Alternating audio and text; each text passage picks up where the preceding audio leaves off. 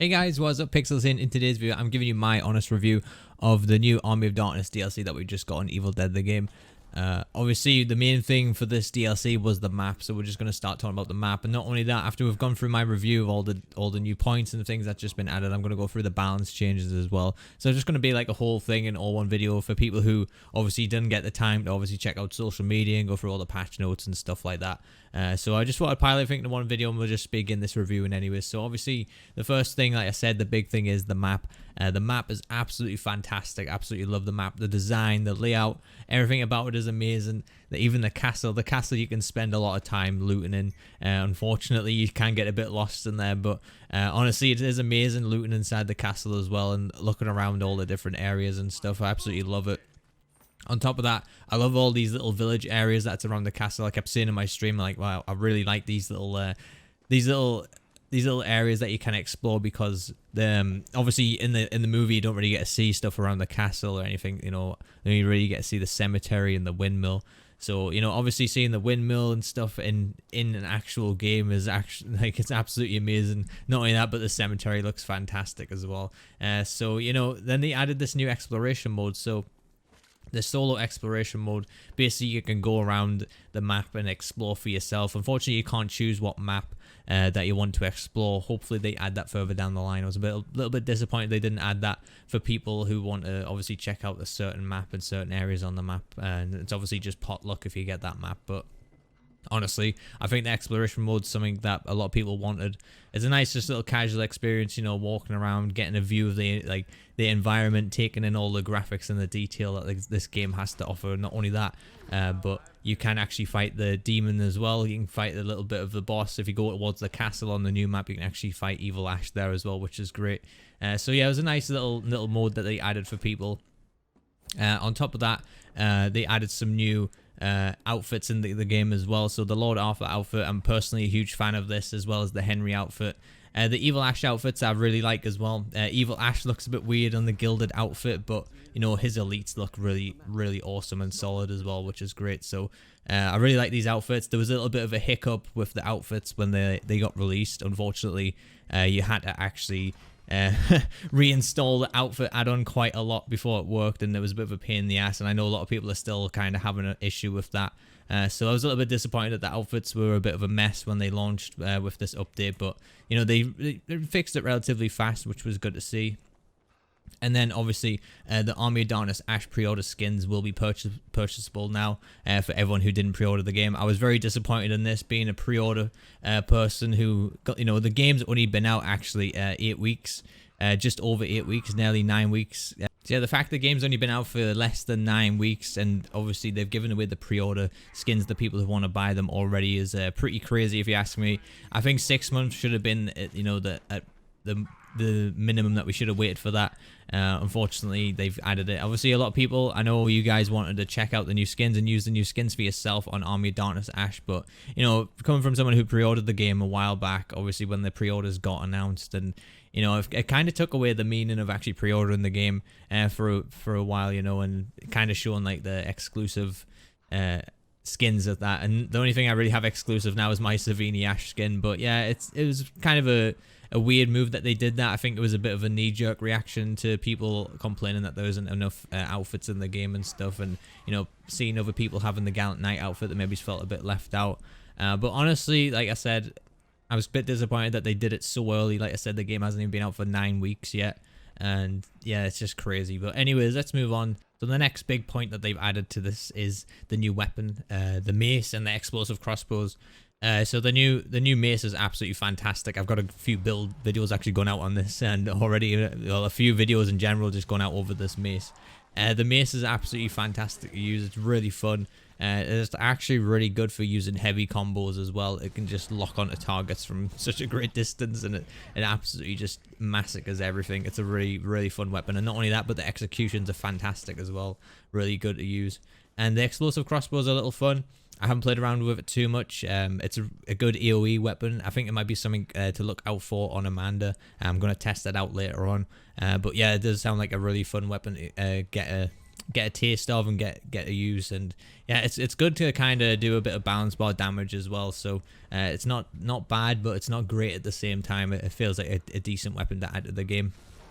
And the main thing for me that I was really looking forward to for this update was the combat being polished. And honestly, if you guys hop on, you realize how like the game felt relatively polished in anyways before this update for the combat, but honestly the combat feels so much more smoother. I don't know how they've managed to do that, but they've like ironed out all the little hitches and the animations when they're attacking and stuff, and it just feels so much better.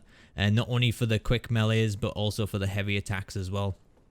And they've kind of upped the speed a little bit with the quick melee attacks, which is good. I was actually playing Army of Darkness Ash earlier, and I was just going absolutely insane with how fast I could use the chainsaw. It was pretty crazy. But yeah, I really like how the combat is looking on this game right now. It's really good, and it's in a nice place for me. And hopefully they don't really mess around with it too much and slow some things down, because I really like where it's at right now. And not only that, it's absolutely amazing that they finally added sensitivity options. I absolutely love that, and being able to actually turn around quick enough to attack a certain target really helps out a lot. So I'm glad they finally did that. They've also added motion blur settings. Obviously this is in the patch notes, but we will get to the patch notes after this, and we'll get back into all that little things that they've added. So the next thing they added in the game was actually the treasure chests. This is only on the Castle Kandar map, and they're usually found located at the top of the towers in the castle, but you can be found around the other areas of the map as well. But the treasure chests are awesome. They spawn pink fuck, they spawn Shem's Callers, and they said sworders there. Yeah, they spawn Shem's Callers, they spawn amulets as well, and as well as a weapon. So the treasure chests are really awesome. You can also ping these as well. Unfortunately, the ping is a bit weird with them. It just says found a grey supply crate. Hopefully in the future the prompt actually says found a treasure chest, so then people know that, oh, if I go up there's going to be pink fuck as well, which will be good. And you know, usually you get about 2 pink fucks out of these things, which is really good. I'm kind of glad they're only on the Castle Kandar map, because I think if they were on the other map they might be a bit too strong. But yeah, they're really nice, especially for getting some supplies as well. And not only that, but they have the new Armored Delta on the Army of Darkness map as well. The Armored Delta looks fantastic. You can drive around in that. And a lot of deltas, they did a really good job with the whole map design, like I said before. But not only that, but the cars actually spawn in with red lightning as well, like they've been summoned, which looks really awesome. And they have this nice rust tint to them. Obviously, I wasn't expecting something too drastic, like in an ideal world. You know, we'd have horses and carriages and stuff, but that takes a lot of time and a lot of stuff to animate. You know, imagine how buggy, like, you know, being on horseback on this game could be, because you can go off trails, get stuck in things, get horses stuck in things, you know. It could be a bit of a horrible mess if they did decide to go down adding the horse and carriage route. So I think they made a good compromise here. You know, they made the cars look rusty. They made them look like they've been through a portal, you know, going back to the Army of Darkness timeline. But yeah, it looks absolutely fantastic, the map, and I love the design of everything that they've done on it. But anyways, let's move on to the patch notes. Okay, so we're now viewing the patch notes. I'm going to go through all the patch notes. Obviously, I'm not going to go in a great amount of detail about the depth, about everything, but, you know, just give out a few pointers here and there. Okay, so the main thing is, like I said, the new map, Castle Kandar, 2 new weapons, Mace, Explosive Crossbow, new outfits for both Survivor and Demon, the Necromancer Gilded Attire, Henry the Red, Scottish Vibe, Lord Arthur, Battle Prep, Ash Williams, S-Smart, and Gallant Knight, sold separately as well. Just before we get a bit more into the patch notes, the Necromancer outfit, the Henry outfit, and the Lord Arthur outfit are part of the season pass. So don't buy these if you do have the season pass, if you own it. I know you guys are having a few bugs with that, but yeah, do not buy these outfits until they kind of fix the bug with them, so that way you guys can get the without obviously buying them, and you get them in the season pass. Obviously new game mode, exploration mode, which is really good.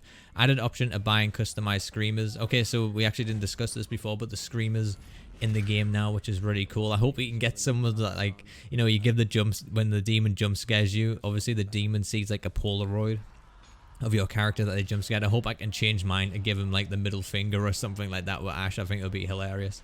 So I like to see what direction they go with the screamers. I think that would be cool.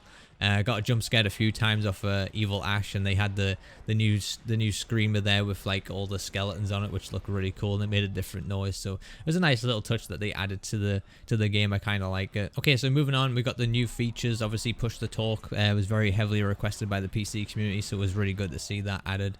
They added effects for the stun units as well, so that's like the little yellow ring you can see when you when the units get stunned. I kind of like it. I think it's pretty funny as well when you see it. Kind of reminds me a bit like Looney Tunes or something. They added the effects for the car when it disappears as well. I haven't really noticed that when the car disappears. Usually they just go away, but I haven't really noticed it yet when a broken car disappears. Maybe it was just does like the red lightning thing and it goes away, which will be pretty cool, I guess. They added functionality in collection for when outfits and characters are not unlocked. Added options for settings as well. Anti-aliasing, quality on PC, motion blur on PC. Unfortunately, motion blur hasn't been on console yet. Controller sensitivity, we went over this before. Obviously, a very important thing a lot of people wanted. It's so much nicer in combat now, being able to actually have, you know, better sensitivity, being able to turn and attack a certain unit that you want to attack, and it's really good. A performance mode for people on Series S. I know the Series S, my girlfriend's got one. I played the game on there as well, and it ran terrible. I absolutely hated it. You know, it felt like when I was driving a car, the game was gonna break. So it's really nice to see they did a performance mode on there, and they've obviously done a quality mode as well. They've done a fix for some resolutions, which is nice. They changed the master of the crossbow skill to affect all crossbows in the game. That's actually pretty interesting. I didn't realize they did that, so I'm guessing that's for Ed, which is pretty cool. And general bug fixes. So from a dev friend, they actually told me that they did about 300 bug fixes in this patch, which is, I think, is pretty crazy. Which is nice to see. Obviously, they got rid of the pink fuck duplication glitch that was happening. They got rid of animation cancelling on the puke with Warlord. Obviously, that's not really a bug, but you know, it was kind of a bit of an exploit that they got rid of. I haven't noticed many items getting stuck under things anymore. I'm actually being able to pick stuff up. I think that's pretty cool. I actually did notice that I went down before and I was still in the bleed out animation, which was kind of weird. And when I got revived, should I say, so when I got revived, I was actually still in the bleed out and sliding around on the map. So unfortunately, that bug is still in the game. But yeah, for me, honestly, this game's in, it feels like it's in a really good spot right now. This kind of feels like the full launch now. Obviously, we had the launch, you know, about 8 weeks ago of the game, and honestly, for me, it had the content there, but it just didn't feel like a full launch yet. It kind of I feel like they maybe should have delayed the game again. Unfortunately, you know, I couldn't really suffer through another delay, if I'm being honest. I couldn't suffer for this game being delayed again, but I feel like if they had delayed this game for Castle Kandar to be released, you know, it would only have been like an extra, you know, like 9 weeks, not even that, for them to add that. Unfortunately, if they did that, then they wouldn't have got all the feedback about animation cancelling and all that stuff, and obviously then we wouldn't have had the game the way it is right now. But like I said, if the game kind of feels, you know, fully launched now, and now we can kind of start going in a different direction with it, which is really nice. But anyways, let's keep going on with the balance changes. So they nerfed a lot of ranged weapon damage. You guys can just, you know, pause it and read it if you want. It's a lot to get through. Basically, you know, the epic and legendaries and the rares all got a little nerf to them, you know, by like 25, you know, 20 damage and stuff like that. But yeah, it is a lot to get through, obviously. You know, it's almost, I think it is nearly every single ranged weapon above common that has been nerfed. But yeah, it's nice they did that, to be honest, because it was a bit ridiculous. You know, if I got a legendary boomstick, I was just literally wiping out a boss in like a couple of hits. So as you can see there, the boomstick actually got nerfed by 35 points, which is a lot. So yeah, it's nice they actually have been listening, and it's been my concern as well when I know I play Survivor a lot. I'm a Survivor main, obviously. I don't play a lot of Demon, but I feel bad for Demon players as well, because I know what is broken on the Survivor side of things, and this was definitely it. The range and, you know, being able to just 2-tap a boss with a legendary boomstick just shouldn't exist in the game, even if it is a legendary weapon. But, you know, like I said, it definitely needed changing.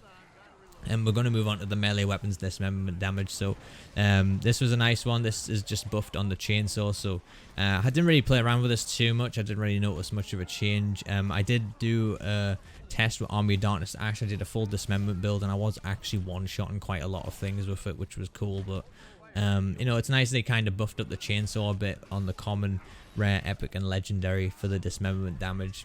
Honestly, I think, you know, in terms of dismemberment, I think it's only beneficial on Leader Ash, so, you know, it's nothing amazing. And honestly, I kind of think that maybe his balance bar damage is a bit more important now, since obviously the basic possession spam stuff's gone, where dismemberment kind of helped out a lot because it cut off their limbs, and they weren't as obviously as dangerous to the team when they didn't have as many limbs. So, you know, like I said, I think it's a good change there. Support range 5 meters to 8 meters applies to teammates, amulets and shemps. Again, 5 to 8 meters is a decent buff for the other ones, because I know Cheryl only had a good range for her colas and her amulets. And obviously, if you're in solo queue, this is going to help out greatly as well if you play a support character. Alright, we're slowly getting through this. Like I said, this is a big balance patch, and it's a big patch in general, and not just for balancing, but possessed units damage for Berserker got buffed on Elagos. Demi Elagos got buffed as well as Elagos as well. So I think this was really good, because Elagos for me was very weak. They haven't buffed it massively, which is probably a nice thing to see, but I actually got 1v1'd off a Berserker earlier, and it absolutely just destroyed my health. So it's nice that they actually give Elagos a bit more of a threat, because to me, really did feel like the weakest demon right now. And to be honest, I think Warlord is now the weakest demon, because I don't know if it's just our team, but we just absolutely massacred a Warlord earlier, and they couldn't do a single thing about it. So they changed the card possession. The possessed card percentage of Infernal Energy is subtracted per hit. It was 20%, it is now 10%, so it obviously can be possessed a bit more if people are shooting it. And also card damage to survivors has gotten a nice buff, and it's gone up to 200 from 175 damage. Okay, so they've changed the Infernal Energy unit's possession cost, especially on Warlord here. Warlord basic unit initial cost was -20 to -60, and the maintain cost is now -0.15 to -4, which to me is quite a big change. So obviously that's gone up to -0.40, like that's what that is. So that's pretty crazy, considering you know, I didn't really know the maintain cost, but looking at it there, like, I'm surprised. Like, this is why Warlords was able to possess for so long. Puppeteer has gone from basic unit initial cost -40 to -60, and maintain cost has gone from 0.35 to 0.4. And, you know, same, you know, you guys can read the rest. Obviously, with the elites and the basics, obviously they've all been heavily, I wouldn't say heavily nerfed, but they've been nerfed quite a lot for, you know, the cost of possession and the maintain cost as well. So that's nice to see that they've done that, because I think possession and spamming possession was a bit of a problem on terms of, you know, the solo queue side of things. To me, I don't think in the last, you know, few weeks, I don't think I've had much of an issue with obviously the possession being a thing. The only thing I really had an issue with was the animation cancelling and the damage dealt by a Warlord basic unit. Obviously they still do that damage, but they're very easily knocked out of that now, which is pretty crazy.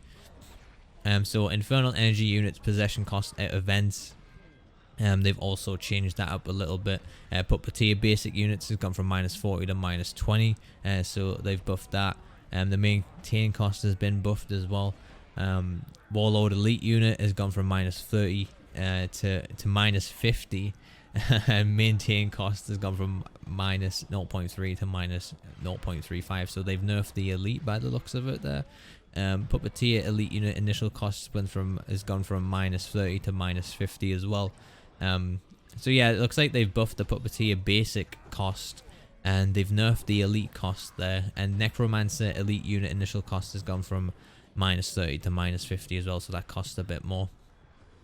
Possessed unit balance, Warlord basic balance, it looks like, you know, every single unit here had their balance bar actually reduced, which is nice to see as well when they're possessed, because I know it took quite a while to get the balance bar down and to stun them on some of the units, especially a warlord unit. So it's good to see that they did that a little bit.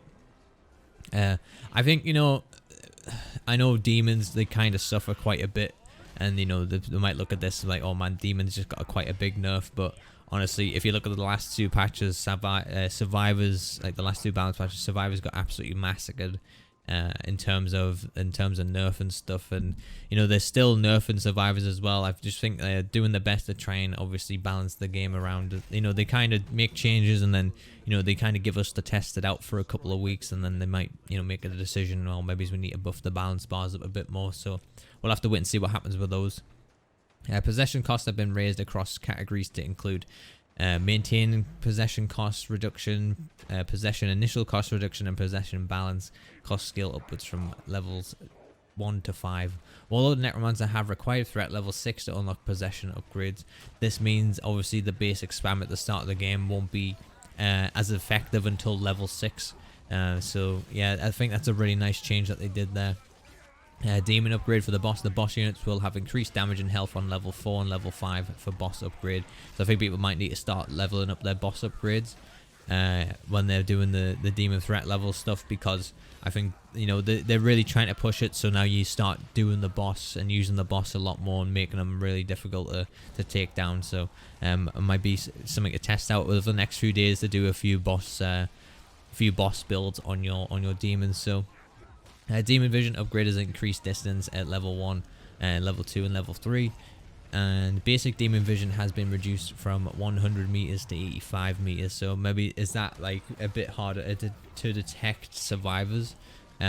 Maybe that's to kind of counter a little bit of the early game stuff as well. But yeah, I suppose it's a nice little change there. And skill changes, Puppeteer, Puppet Master, Invigorating Possession. The amount of energy recovered per hit has been changed from 0.5 to 1 at level 1 of his skill, and 1 to 2 at level 2. I think that's a pretty cool one for Puppeteer. Ed, Weapon Mastery, Crossbow. The extra damage has been decreased from 20 to 10%. Obviously, he does have Weapon Mastery for the Explosive Crossbow now, which is really nice. And I honestly only just found that out now, reading these patch notes, even though I read these earlier. That's pretty cool that he has a Weapon Mastery for that. I'm going to have to try that out as well. Kelly's Battle Frenzy has been put back to 2%. It was originally 2%. They dropped it at 1% because there was a bug with it affecting the range damage, but now they fixed that bug, and now they've put it back up to 2%, which is nice to see. And I'm going to have to try Kelly out a little bit more later down the line. Scotty's got a nice little buff to his ability. I know his ability felt a bit lackluster. It actually had a bug where if you hit a heavy attack and then did his ability, it would actually apply the heavy damage to his ability, which was kind of broken. But now they've obviously removed that bug and then buffed it up. So, you know, it's to kind of compensate for that, but it's not going to be something too game breaking, you know. Lord Arthur, Fuel of Fire, extra duration per finisher has increased from 3 seconds to 5 seconds. This was a kind of weird one. It's a nice buff, but again, I really like the ability to kind of get this Fuel the Fire thing every time he did an execution, which would trigger the Lord's Wrath, which was pretty cool. It's a bit of a weird one because you obviously get a 15-second duration on that, and when I started it and I did a finisher on it, it didn't go above 15. Like, I don't know if it stayed at 15 for 5 seconds or if it went up to 20 seconds. Like, but I didn't see it go up to 20 seconds at all. So it just stalled at 15, and I don't know if it went down then or not. I'll have to go back and have a look at that. But yeah, it was a bit of an interesting one, and you know, it's quite difficult to actually spam finishes with Lord Arthur because, you know, his ability actually does quite a lot of damage, so you can kind of just wipe out the unit pretty fast, which is pretty crazy. But yeah, I'm going to round it off there, guys. It's obviously a lot to get through. I'm pretty winded right now talking about all that. And I've been talking, you know, 5 hours a day on my stream earlier as well, just talking to every single one of you guys in the chat about everything, and I'm just absolutely exhausted today going through all this. But I really wanted to get through this and do my own review for the DLC, and hopefully you guys agree with most of this stuff.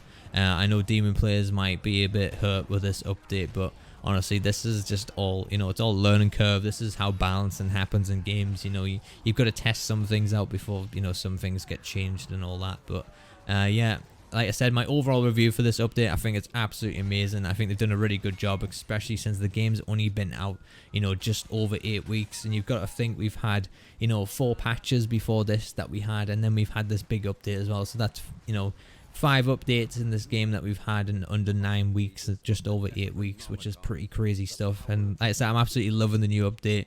I think it's what the game needed. I feel like we needed a new map, and you know, now that we have 3 maps to, you know, to cycle through with all these different weathers as well, I think it's really awesome. I can't wait to see what the future of this game holds. And you know, this game's got a really nice foundation set now to add new outfits to it and all that good stuff, which I really can't wait to see. There was actually one more thing that wasn't in the patch notes and the skill changes I just realized after I finished my video, but Evil Dead 1 Ash actually got nerfed. It's not really a nerf, it's a bit of a change. I would say it might be a nerf because it's only 20% of the damage that he deals is applied as health, which is pretty crazy. It's good if there's a crowd, don't get me wrong. When there's a crowd of skeletons and you wipe them out with like a heavy attack, it actually applies quite a lot of health. But other than that, you know, hitting skeleton shields and stuff and hitting people, you know, hitting the units when they're getting, you know, a finisher applied to them, you actually can't heal on that anymore, which is quite disappointing. So I was pretty you know, I'm not upset, but I was pretty disappointed with the changes he got. They also nerfed his mark target healing as well, and that only lasts for 5 seconds. And yeah, it's just pretty crazy what what they're doing to that guy. It's like the Evil Dead 1 Ash is getting some pretty weird treatment. And you know, the first patch, obviously we got the balance.